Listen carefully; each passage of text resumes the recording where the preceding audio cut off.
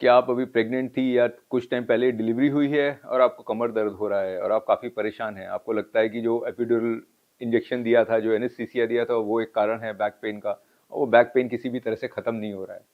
मैं डॉक्टर विशाल निगम हूँ, मैं एक स्पाइन सर्जन हूँ। मैं आज आपको समझाऊंगा कमर दर्द प्रेगनेंसी में या पोस्ट प्रेगनेंसी क्यों होता है, उसके लिए हमें क्या करना चाहिए।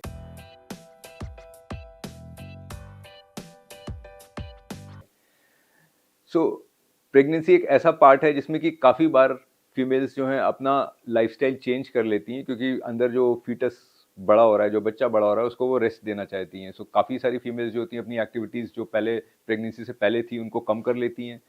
पोस्ट प्रेगनेंसी तो ये सारी चीज़ें एकदम ही चेंज हो जाती हैं, क्योंकि जैसे ही डिलीवरी होती है तो फीमेल की सारी एनर्जी और एक्टिविटी एक छोटे से बच्चे के ऊपर ही होती है। कब उसको फीड करा रही हैं, कब उसको नहला रही हैं, कब उसको उसकी देखभाल कर रही हैं। अपनी नींद सारी राइट एंड लेफ्ट हो चुकी होती है, वो नींद पूरी हो ही नहीं रही होती है।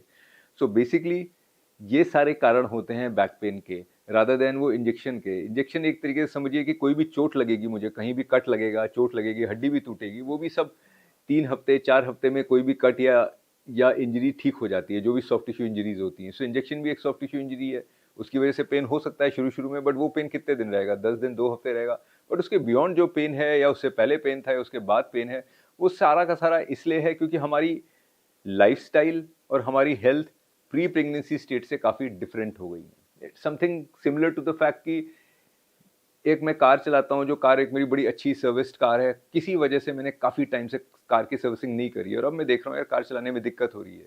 वो सिर्फ इसलिए हो रही है क्योंकि मैंने सर्विसिंग नहीं कराई है। अब सर्विसिंग कराएंगे, कार फिर से सर्विस्ड हो जाएगी और फिर से अच्छी हो जाएगी। तो कहने का मतलब क्या है कि आपकी हेल्थ बिफोर प्रेगनेंसी अलग थी। फोटोज़ देखिए आपकी पहले कैसी फोटोज़ थी, अब देखिए अब आपकी हेल्थ में कितना चेंज आ गया है, क्योंकि वेट गेन हो गया है, क्योंकि एक्टिविटीज़ कम हो गई हैं, क्योंकि हमारी पोस्चर्स खराब हो गए हैं, अलग तरीके से लेट के हम फीड करा रहे हैं। ये सारे रीजंस हैं जिसकी वजह से बॉडी में चेंजेस आए हैं और उसकी वजह से ये बैक पेन हो रहा है।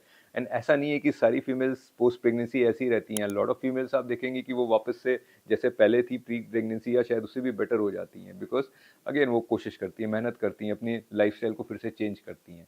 तो मेरा कहने का मतलब ये है कि अगर आपकी प्रेगनेंसी है और अभी तक डिलीवरी नहीं हुई और आपको बैक पेन हो रहा है, तो भी अपनी हेल्थ को इम्प्रूव करने की कोशिश करिए। आजकल सारी गायनेकोलॉजिस्ट जनरली एक्सरसाइजेज रिकमेंड करती हैं, इनफैक्ट एंड तक डिलीवरी से पहले तक वो इंकरेज करती हैं कि एक्सरसाइज करिए, एक्सेप्ट फॉर सर्टन कंडीशंस जहाँ पे वो चाहती हैं कि आप रेस्ट करो।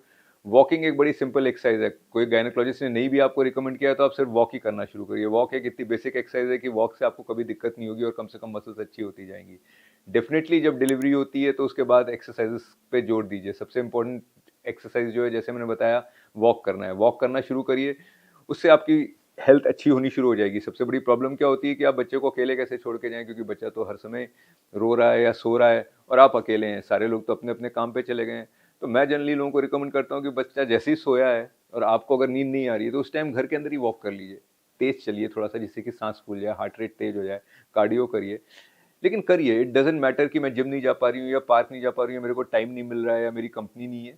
अपना घर में जो भी टाइम मिल रहा है उसको टाइम निकालिए। लेकिन over a period of time आप देखेंगे जैसे से वॉक कर रही हैं, जैसे से टाइम बीत रहा है, तो आपकी हेल्थ बेटर होती चली जाएगी, आपका बैक पेन बेटर होता चला जाएगा, आपकी नींद भी बेटर होती चली जाएगी। जैसे जैसे हमारी हेल्थ अच्छी होती है तो हम देखते हैं नींद भी अच्छी हो रही है, एंजाइटीज भी कम हो रही है, टेंशन भी कम हो रही हैं और ये बैक पेन भी खत्म होते जा रहा है। तो जब भी आप देखोगे कि हाँ अब आपकी हेल्थ उतनी अच्छी हो गई जितनी प्री प्रेगनेंसी थी, तो आप देखोगे कि आपकी बैक पेन जो है काफ़ी बेटर हो गया। डेफिनेटली ये जो बैक पेन है ये वो एपिड्यूरल इंजेक्शन लगाने से नहीं था। अगर आपको फिर भी कोई डाउट है, आप समझ नहीं पाई हैं कि क्या करना चाहिए, तो कमेंट्स में लिखिए या मेरे नंबर पे फ़ोन करिए। मैं कोशिश करूँगा उसको कि आपको रिस्पॉन्ड करूँ और आपको समझाने की कोशिश करूँ कि नेक्स्ट आपको क्या करना चाहिए। Thank you.